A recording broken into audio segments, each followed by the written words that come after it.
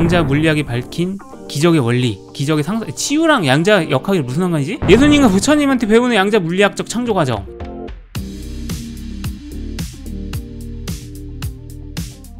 안녕하세요, 김필사입니다. 오늘 로저 펜로즈의 양자 중력과 양자 의식 시리즈를 마감하면서 총 정리 시간을 한번 가져볼까 하고, 전체적으로 한번 쭉 훑어보면서 정리를 시켜드리고, 중간중간에 펜로즈의 양자 의식에 대해서 말도 안 된다, 그지 같다, 뭐 그런 얘기를 많이 드렸는데, 그런 점에 있어서 좀 제 생각을 좀 더 정리해서 말씀을 드리려고 이렇게 가지고 나왔습니다. 이번 편도 분량 조절에 실패해가지고 또 10개나 나와버렸는데, 중간에 만들다가 이거는 존내 길어서 이거 어차피 이리로 가면은 심지어 의식이랑 관련도 없어서 그 로저 펜로즈라는 물리학자가 그냥 지 이론, 양자 중력 이론에 대해서 얘기하는 거다, 의식이랑 상관없이 그냥 끊었고요. 중간에 이제 양자 의식이라고 이렇게 4개로 만들었는데, 의식에 대해서 관심 있으시면 이것만 보셔도 됩니다. 뭐 굳이 이런 것까지 볼 필요가 있나요? 그죠? 그리고 이것도 굉장히 되게 어려운 내용이 많아요. 무슨 슈레딩거의 고양이가 양자역학이 뭐 어쩌고 저쩌고, 또 뭐 엔트로피가 뭐 어쩌고, 뭐 그러면서 또 우리의 뇌가 양자 컴퓨터다, 그런 얘기도 하고, 또 뭐 튜링 머신, 야 튜링 머신도 그거 이해하려면 한 세월 걸리는데 그거를 언제 또 여기다가 얘기를 하고 앉았습니까? 그래서 제가 사실 밑밥이 아니고 뭐냐, 이런 동영상을 만든 이유가 로저 펜로즈의 양자 의식을 설명하기 위해서 만든 거라고 보시면 됩니다. 튜링 머신 다 설명드렸고, 컴퓨터가 생각할 수 있을까? 튜링 머신이 해결할 수 있을까? 그런 내용을 중점적으로 다룬 게 요 시리즈고, 심지어 로저 펜로즈가 컴퓨터가 생각할 수 있니? 없니? 그거에 대해서 막 엄청 썰을 많이 풀었는데, 그거까지 이제 정리를 해놨습니다. 그 다음에 양자 컴퓨터 시리즈, 양자 컴퓨터가 무슨 중첩이니 얼킴이니 큐비트니 이런 거 다 정리해놨고, 심지어 여기 이걸 보시면은 양자 컴퓨터가 튜링 머신인가 뭐 그런 얘기도 있어서 요거 이따 말씀드릴 거고, 그 다음에 양자역학 시리즈 오래전에 찍은 거긴 한데, 네, 양자역학에 대해서도 뭐 관심을 가지시면은 요거 보시면 될 것 같고, 근데 이걸 다 언제 보고 있습니까? 회사 다니시고 학교 다니시고 바쁘실 텐데 이거 다 볼 필요 없고 1편부터 보시면 되고, 심지어 내 머릿속에 양자 컴퓨터가 있다? 이게 뭔 소리야? 그러면 이것만 보시면 되고, 유체이탁을 양자역학으로 설명한다고? 그냥 이것만 보시면 돼요. 이걸 다 언제 시리즈 보고 있습니까? 네. 그래서 오늘 뭐 그냥 쭉 정리를 드리면서 무슨 내용인지 한번 복귀해 보시고, 양자역학이 의식을 만들까? 원래 튜링 머신을 만든 사람이 요 앨런 튜링이죠. 앨런 튜링이 의식을 튜링 머신으로 구현할 수 있다, 뭐 물론 의식이라고는 얘기를 안 했는데, 이 사람은 튜링 머신이 인간처럼 비슷하게 만들어질 수 있다, 이런 얘기를 했고, 튜링 머신이 뭔데? 예, 튜링 머신과 요거 보시면 됩니다. 요거 엄청 길죠? 그래서 이제 그때부터 우리의 의식이 튜링 머신으로 구현할 수 있을까 없을까, 그런 거를 철학자나 컴퓨터 과학자들이 엄청 많이 얘기를 하기 시작했어요. 튜링 머신으로 구현할 수 있다, 그런 사람들이 원래는 주류고, 없다라고 얘기하는 사람들이 이제 좀 다른 관점으로 계속 늘어나고 있는데, 이거는 제가 옛날에 말씀을 드렸습니다. 제 코플랜드의 의식은 뉴럴 네트워크인데, 뉴럴 네트워크가 사실상 튜링 머신이 아니다라는 얘기를 하고, 원래 정설은 뉴럴 네트워크도 튜링 머신, 이게 정설입니다. 그 다음에 존설, 유명한 철학자인데, 의식은 생물학적 뇌다, 그러니까 뇌가 아니면 의식 없는 거다, 그러니까 튜링 머신도 없고, 뉴럴 네트워크도 생물학적 뉴럴 네트워크가 아니고 알고리즘을 짠 뉴럴 네트워크는 의식이 없다, 없을 수밖에 없다, 그런 얘기를 했죠. 요게 다 튜링 머신 시리즈에서 많이 다뤘고, 그 다음에 로저 펜로즈 양자역학이다, 이런 얘기를 했습니다. 그래서 요런 내용이었고, 그 다음이 슈레딩거 고양이와 의식, 요런 제목인데, 슈레딩거 고양이의 관측자 문제라는 그 역설이 있잖아요. 슈레딩거의 고양이가 원래 역설이고, 하이젠베르크라든가 닐스 보어라든가 그런 사람들이, 그러니까 물질이 파동이라서 물질도 겹쳐질 수 있다, 이런 얘기를 했고, 그러니까 그 슈레딩거라는 그 유명한 물리학자가, 야 그러면은 고양이도 물질인데 고양이도 겹쳐질 수 있겠네, 이렇게 얘기를 했죠. 그때 그렇다, 겹쳐질 수 있다. 그러니까 이제 슈레딩거가 슈레딩거 고양이가 겹쳐질 수 있으면 왜 우리는 겹쳐진 걸 못 보냐, 그러니까 닐스 보어랑 하이젠베르크가 관측을 하면은 겹쳐진 파동이 없어지고 죽은 고양이나 산 고양이나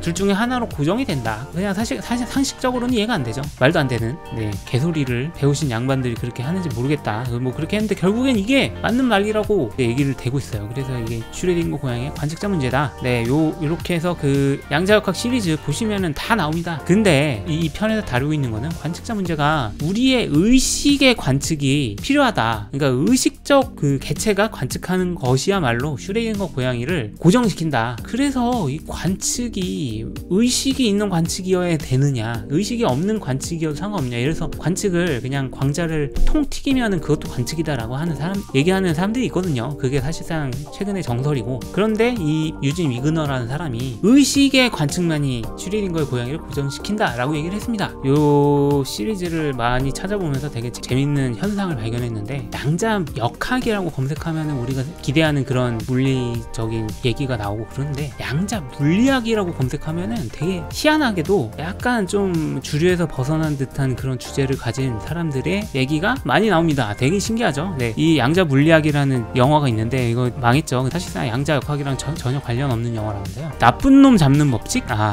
또경영이 나올 것 같은 그런 제목인데, 다음 이런 책이 있습니다. 양자 물리학적 정신치유. 네, 양자 물리학이죠. 빙의는 없다. 정신의학과 양자 물리학을, 양자 역학이 아니고 여기서도 포인트 보시면 양자 물리학이고, 양자 의사, 양자 물리학자들 삶을 치유하는 통합의학, 양자 의사. 제가 한번 검색을 해보도록 하겠습니다. 양자 물리학 검색을 하면은 이거 영화, 네, 이거는 양자 역학이죠. 김상욱 교수님의 양자 역학. 정말 너무 쉬운 양자 역학, 이거 양자 역학이죠. 네, 양자 물리학 이거 영화고, 자, 과학 다큐, 이거는 뭐 외국 다큐겠네. 그냥 불법 그거죠. 네, 곽국희님 양자 역학이라고 제대로 쓰셨죠. 양자 역학. 안될과학님이 양자 역학으로 제대로 쓰셨죠. 이것도 영화고. 자, 양자 물리학 이해 안 된 사람 문과생. 네, 문과생이 설명했고, 이거는 일단 넘어갑시다. 그럴 수 있죠. 문과생은 그럴 수 있어. 네, 지식보관소님 양자 역학이라고 제대로 쓰셨어. 자, 여기서 자, 양자 물리학과 동양 사상을 합치면 보인다. 네, 양자 역학이랑 동양 사상을 합치면 도대체 뭘까요? 네, 양자 물리학으로 썼습니다. 양자 물리학 관점에서 생각으로 현실을 창조하는 방법. 네, 양자 물리학, 보이는 세상은 실제가 아니다. 이거는 카를로 로벨리의 책 리뷰하신 것 같은데, 이거는 뭐 양자 역학이네. 양자 물리학이 아까 그거죠. 양자 물리학이 밝힌 기적의 원리, 기적의 상상. 치유랑 양자 역학이 무슨 상관이지? 끌어당김이 양자 물리학. 예수님과 부처님한테 배우는 양자 물리학적 창조 과정. 야, 굉장합니다.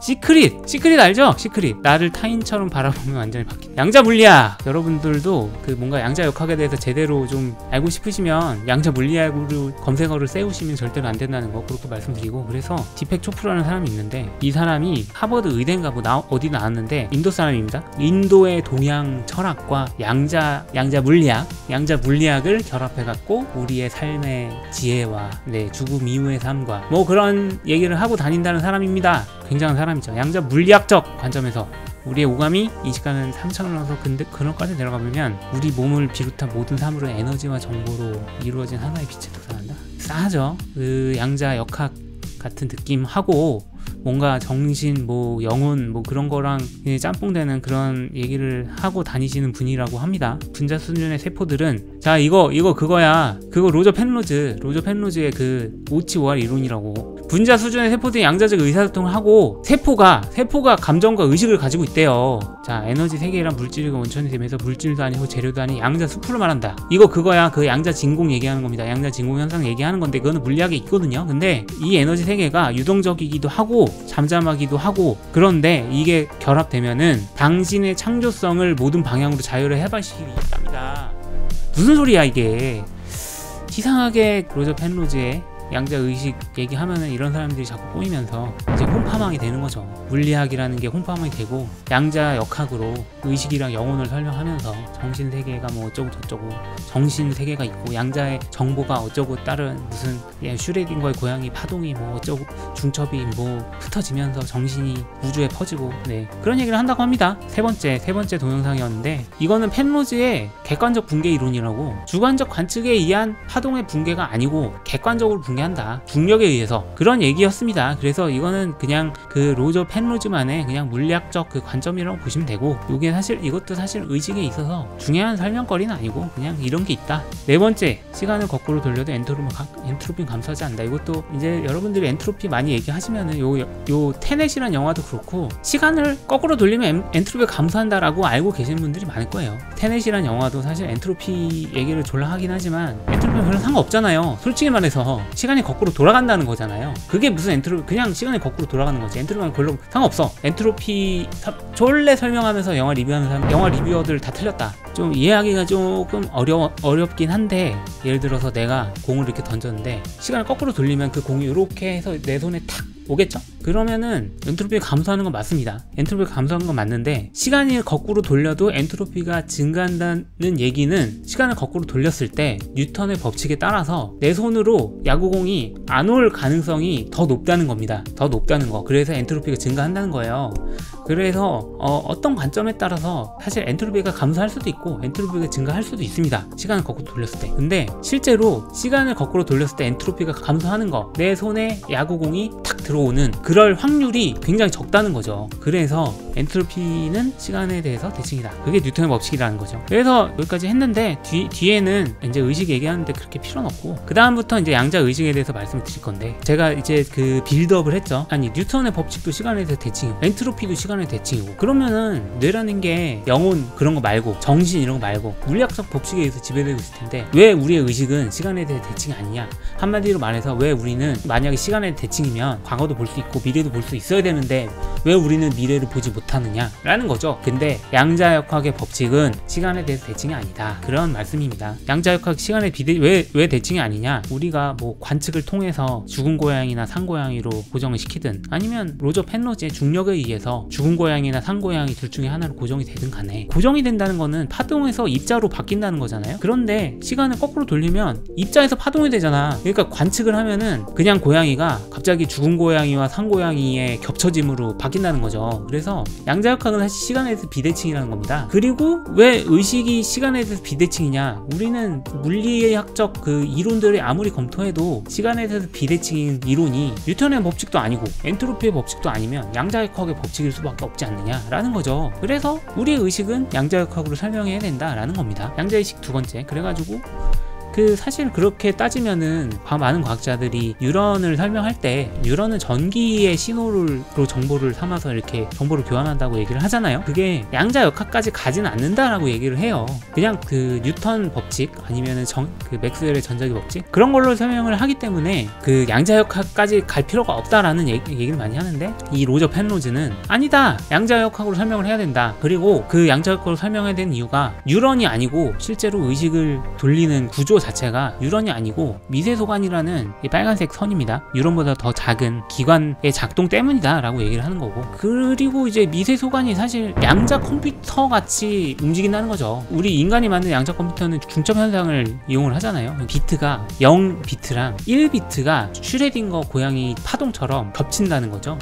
그래가지고 이게 관측 전에는 0과 1이 이렇게 겹쳐져 있다가 관측을 하면은 1이 되거나 0이 되거나 그렇게 하는 그 방식으로 컴퓨터를 작동을 시키는 건데 미세소관의 이 단백질 구조 자체가 보시면은 노란색이 있고 파란색이 있고 회색이 있잖아요. 노란색은 1이야 파란색은 0이야 뭐 그렇게 따지자면 그렇다는 거죠. 그리고 회색은 0과 1의 중첩이라는 겁니다. 양자역학적 파동의 중첩으로 인해서. 그래가지고 보시면은 여기가 고전 클래시칼 컴퓨팅입니다. 우리 그냥 튜링머신 같은 게 여기서는 회색이 별로 없고 이 노란색이나 파란색의 클래시칼한 튜링머신이 막 돌아가. 근데 점점 퀀텀 컴퓨팅이 계속 연산이 계속 늘어나. 보시면 회색이 점점 늘어나고 있죠. 중첩된 큐비트가 점점 늘어나고 있죠. 그러다가 로저 펜로즈의 중력에 의한 양자 파동의 붕괴로 인해서 갑자기 쭉 떨어지는 거죠. 퀀텀 컴퓨터가 쭉 떨어지고 클래시칼 컴퓨터가 이렇게 쫙 나온다는 거야. 중첩된 큐비트가 다 사라지고 결과가 클래시칼한 고전적인 뉴턴적인 형태로 출현된다는 거죠. 양자 컴퓨터 쭉 보시면은 그 아까 중첩 현상,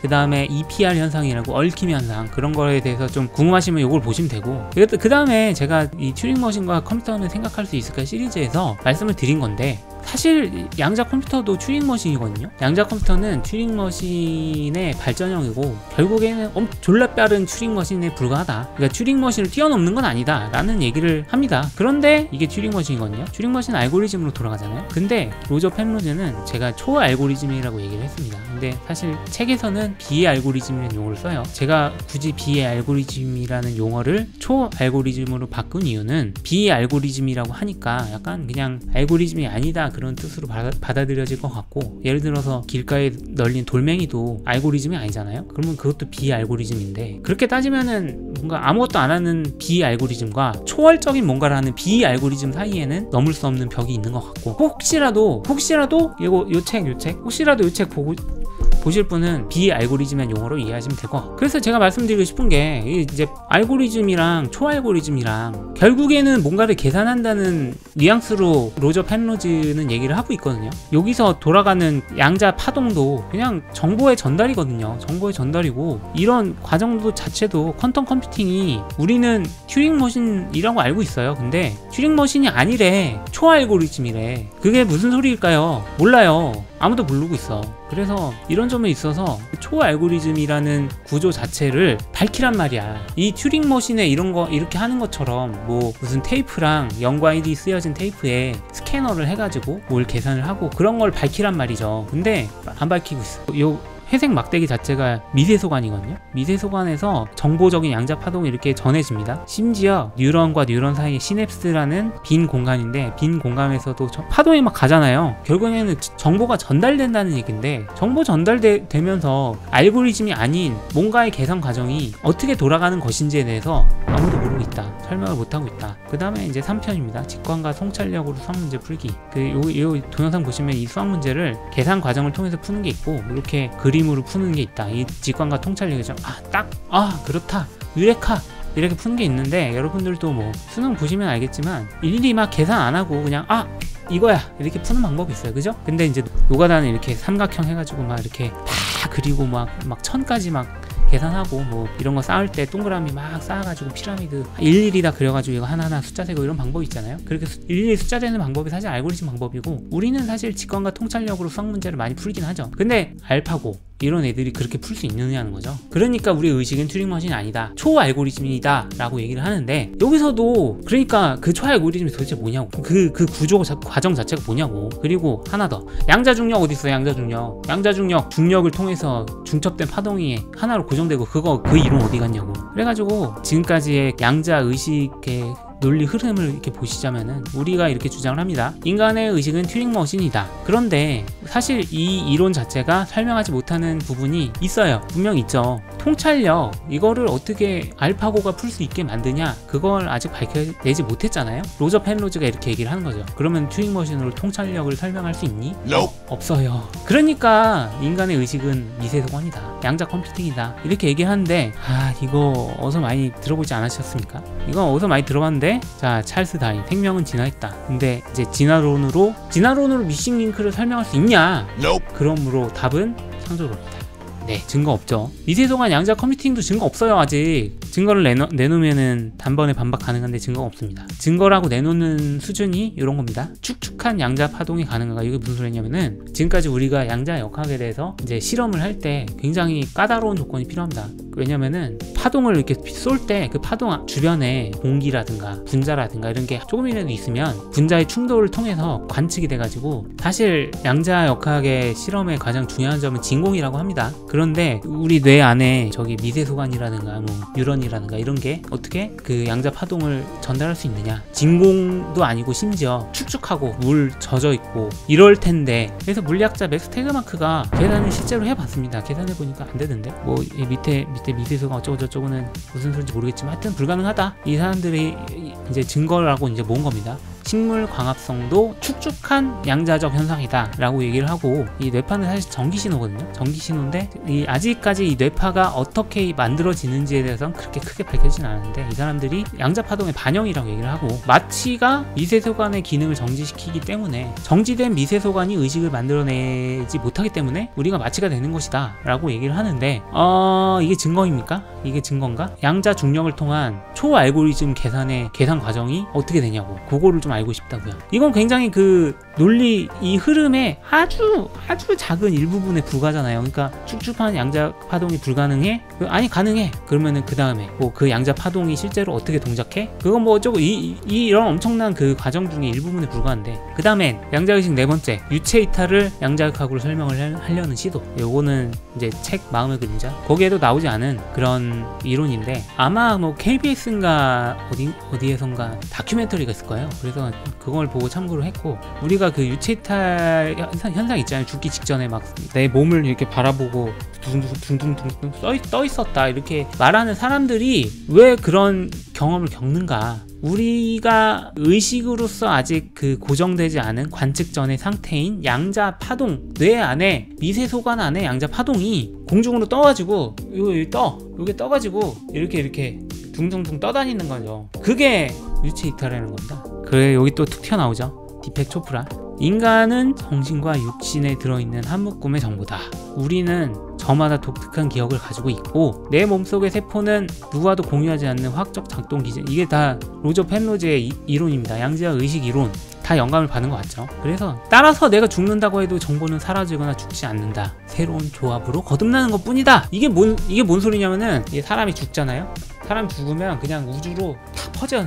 그 양자 의식이 우주로 다 퍼져버린대요. 이것도 이제 과학 이론이라고. 그 다음에 뉴욕의 한 아파트에서 실시한 무슨 실험을 했나봐요. 무슨 강령술 같은 걸 했겠지. 뭐 그 네크로맨서가 하는 강령술 같은 거 했겠지. 정신은 인간의 고유한 속성은 아니며 사실은 두뇌 밖에서 존재할지도 모른다. 로저 펜로즈의 양자 의식 이론이 오치오알 이론, 그렇게 좀 비판을 해봤는데, 제 의견이라고 하면 의견인 거지만 주관적 의견이라고 하고, 노벨 물리학상도 탔고, 이걸로 탄 거 아닙니다. 블랙홀로 탄 건데, 제가 뭐 사실 노벨 물리학상 수상자 앞에서 이게 비판을 한다 해도 누가 들어주겠습니까? 근데 이렇게 디펙 초프라 같은 이상한 사입이 영적 양자 의식 이론을 주장하는 사람들이 자꾸 이렇게 붙으면서 잘못된 방향으로 이끄는 거 아닌가 해서 좀 우려가 있고, 그렇게 따지면 증명되지 않은 그 유체 이탈을 신경과학으로 설명하는 뇌 환각이라고 설명하는 이론 자체가, 그것도 아직 밝혀지지 않은 거 아니냐. 네, 그렇게 말씀하실 수도 있습니다. 네, 맞고, 그건 밝혀지지 않은 건 맞죠. 그래서 김상욱 교수님 같은 분들이 그 아까 말씀드린 다큐에서 어떤 얘기를 하냐면은, 뭐 아직은 밝혀진 게 없기 때문에 요거를 틀렸다고 말하기엔 좀 뭐하다, 이런 뉘앙스로 말씀을